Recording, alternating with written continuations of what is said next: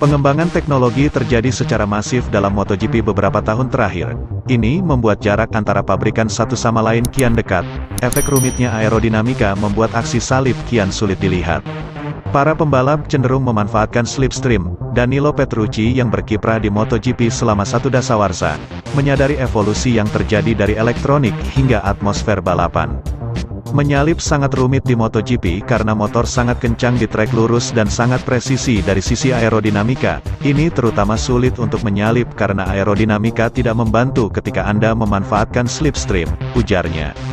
Ini seperti sebuah kekurangan ketika mengerem, Anda harus keluar jalur saat menyalip karena jika Anda mengerem dari belakang, tidak ada udara.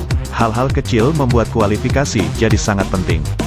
Anda harus mulai dari posisi bagus dan kemudian, Anda harus memiliki ban terbaik pada beberapa lap terakhir. Anda tidak bisa memberi ketegangan ban dengan menyalip, mencoba mengerem lambat atau menempatkan tekanan lebih pada bagian belakang. Setiap tahun itu menjadi lebih sulit, tentang kemungkinan menghentikan pengembangan aerodinamika, dalam perubahan regulasi ke depannya.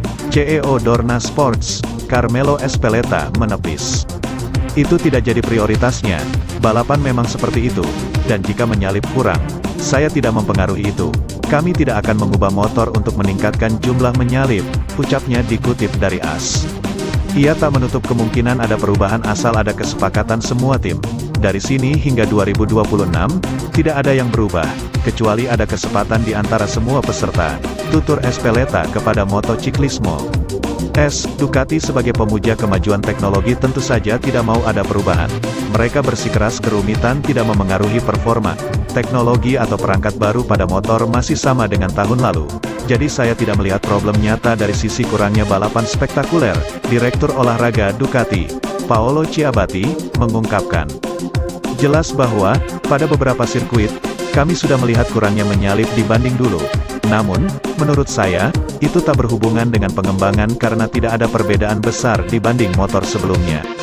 Pada 2021, kami menyaksikan balapan spektakuler, seperti di Aragon, dengan duel antara Francesco Bagnaia dan Marc Marquez, yang mana salah satu terbaik di dalam beberapa tahun terakhir MotoGP. Yang kami miliki sekarang tidak sangat berbeda. Massimo Meregali, Direktur Tim Monster Energy Yamaha, setuju dengan pendapat Ciabatti. Ia menyukai pertarungan Marquez dan Fabio Quartararo di Austin. Saya berbagi poin dengan Paolo Ciabatti.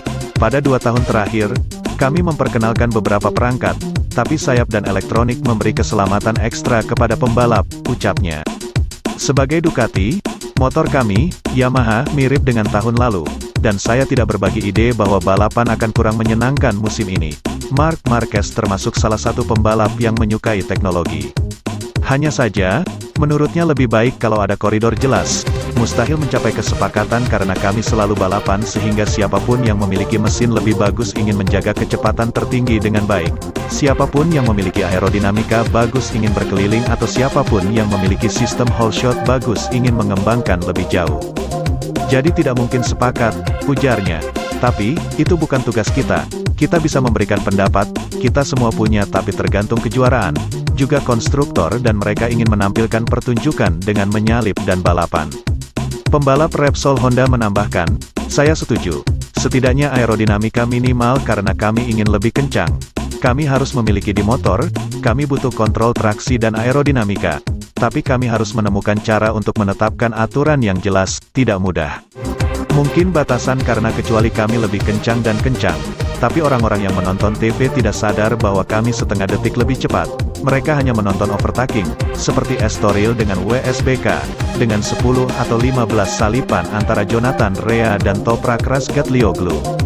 Bukan sesuatu yang saya nikmati dari sofa, tapi kami harus mengerti tentang masa depan tidak mudah untuk menemukan kompromi antara konstruktor, para pembalap dan kejuaraan.